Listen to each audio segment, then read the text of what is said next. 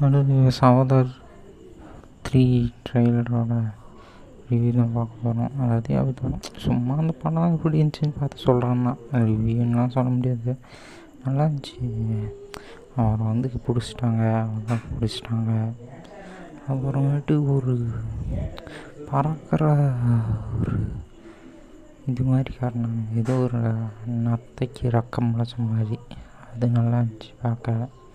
அப்புறம் வீட்டில் வந்து அவர் பார்ட் 2ல் காப்பாற்றி விட்டது பெருசு. அதை அவர் வந்து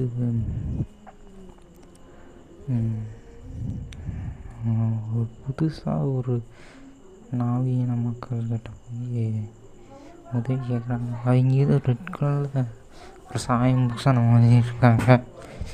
அது பார்க்க நல்லா இருந்துச்சு. அப்புறம் ஃபைட்லாம் ஆக்ஷன் சீன்லாம் நல்லா இருந்துச்சு. கிராஃபிக்ஸ் பயங்கரமாக இருந்துச்சு. செகண்ட் பார்ட்டோட தேர்டு பார்ட்டு நல்லாயிருக்கும் தோணுது.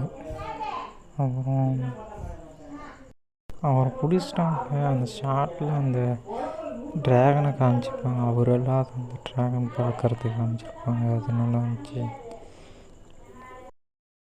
பாய்.